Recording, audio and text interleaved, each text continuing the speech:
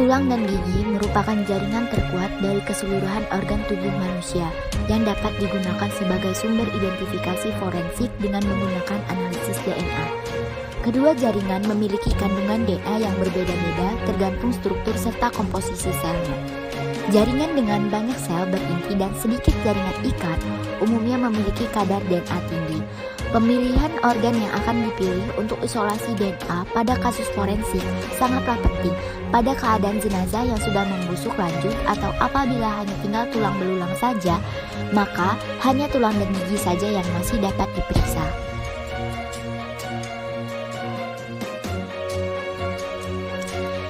Gigi manusia dibagi menjadi atas dua regio, yakni bagian akar gigi yang berfungsi menopang gigi dan terletak dalam rahang yang terdiri dari sementum dan mahkota gigi.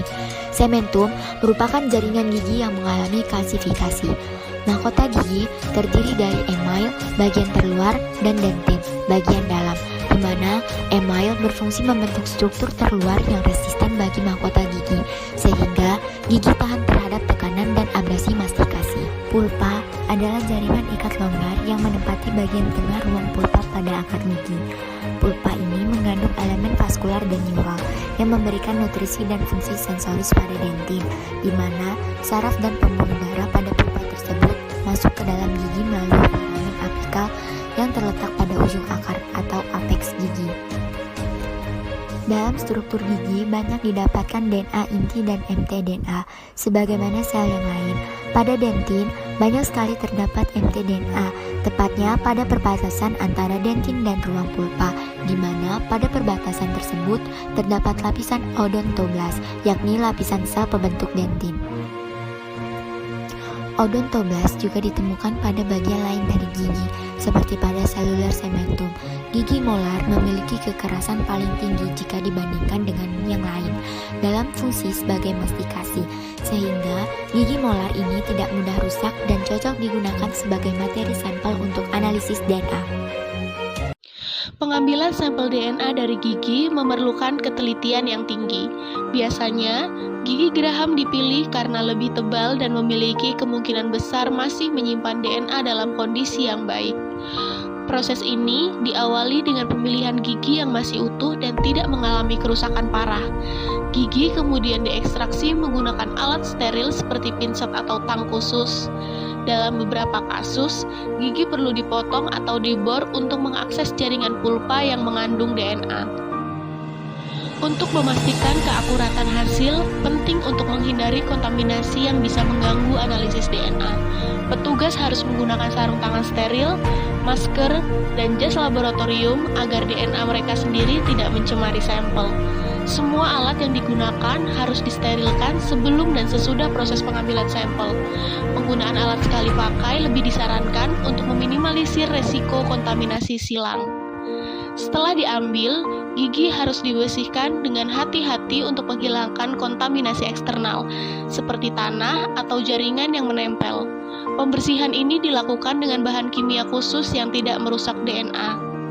Setelah pembersihan, gigi dimasukkan ke dalam wadah tertutup dan diberi label dengan jelas untuk menghindari kesalahan identifikasi. Baik, di sini ada tata laksana pengambilan sampel yaitu proses pengemasan dan penyimpanan sampel DNA gigi dan cara pengiriman sampel di laboratorium untuk analisis.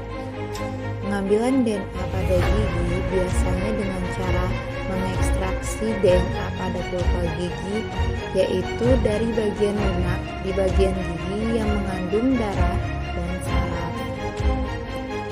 Mekanisme pengambilan sampel DNA pada gigi: pertama, membersihkan dan memotong gigi menjadi pupuk halus. Kemudian pupuk gigi dicampur dengan lisis yang mengandung enzim dan bahan kimia untuk melestarikan gigi dan melepaskan DNA.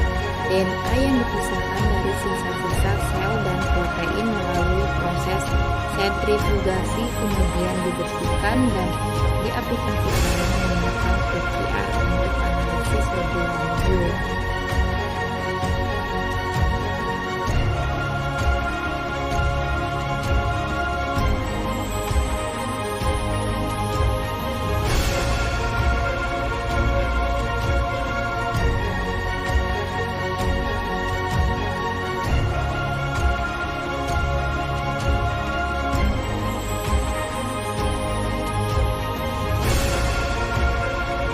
Pengambilan sampel DNA gigi sangatlah penting dilakukan untuk identifikasi dan penyelidikan suatu kejahatan.